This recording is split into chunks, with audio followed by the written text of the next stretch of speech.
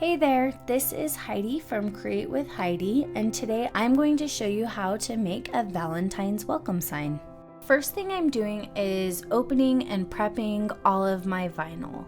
What I'm doing is I'm removing that outer plastic that protects it, measuring and cutting my vinyl down to the size of pieces that I need. And I like to remove the color name label from the packaging and glue it to the inside of the vinyl roll so that I have the name of that vinyl always available to me in the future if I need to reference it or if I need to replace it.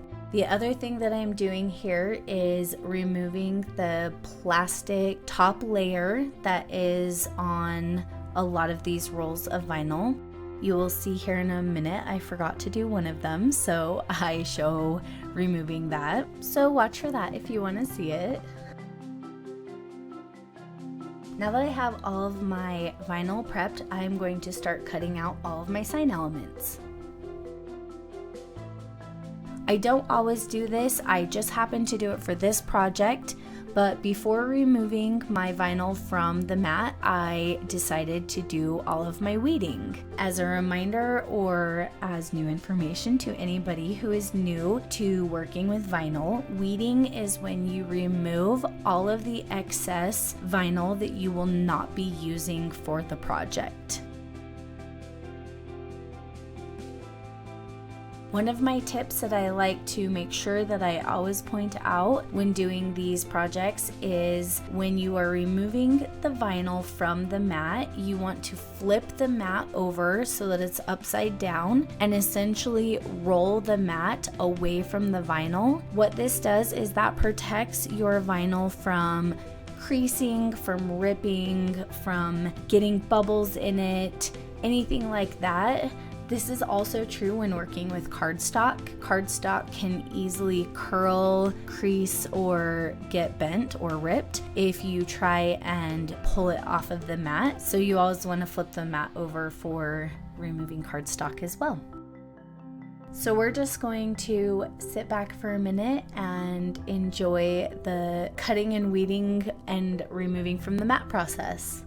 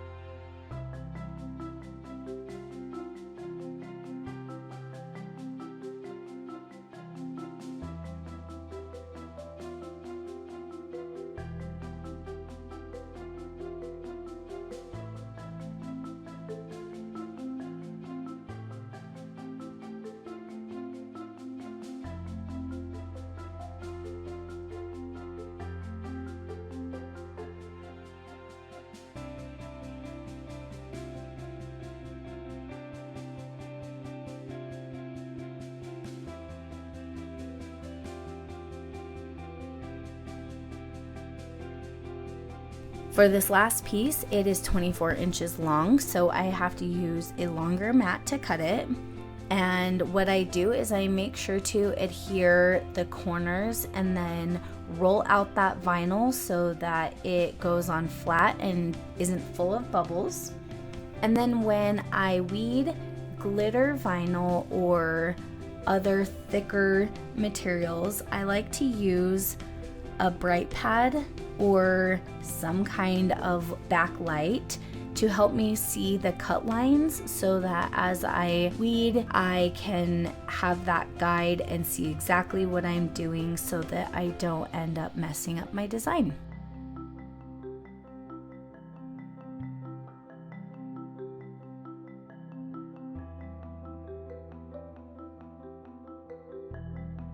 I ended up cutting this in half so that it was easier to weed as well as adhere in just a few minutes.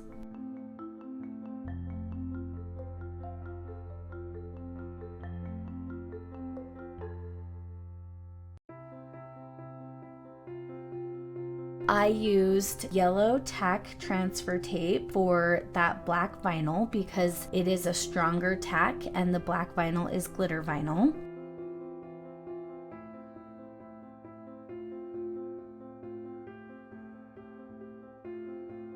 I saved that backing so that I could make sure that I had everything lined up when I adhered that second piece. Now we are moving on to the truck.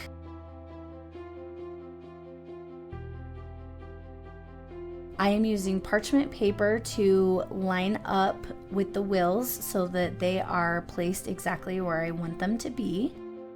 One thing I wanted to point out, I did not show it in my video for the sake of time, but I did create a buffalo plaid look with black glitter vinyl. It was a bit tedious and long to weed, but in my opinion, totally worth it. I love the buffalo plaid look and I wanted to use that for this sign. Couple things that I want to point out is that buffalo plaid is typically specific colors, meaning red, green, white and black, maybe blue. For this is Valentine's Day and I wanted the buffalo plaid look, but I wanted it to be the right Valentine colors, and so I created my own buffalo plaid. There are a number of buffalo plaid templates out there that you can use with any kind of vinyl to create your own buffalo plaid look.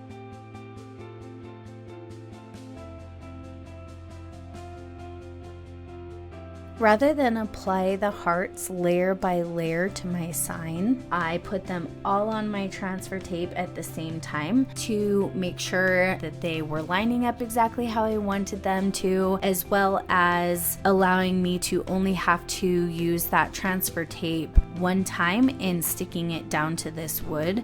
What I found when I was applying the letters and the truck was that some of the paint was coming up with my transfer tape, and I wanted to be able to just use one piece of transfer tape and not risk the integrity of the paint of the sign. So that's why I did that one layer.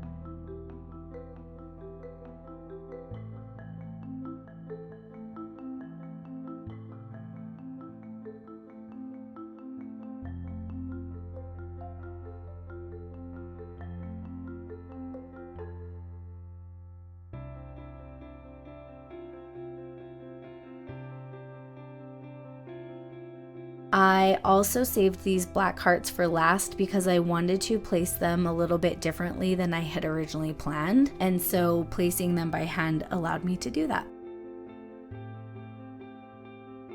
Now for the final touches, I have some red hearts cut out in bubble-free mirror chrome vinyl, and I'm just going to finish adding those, and then this sign is done.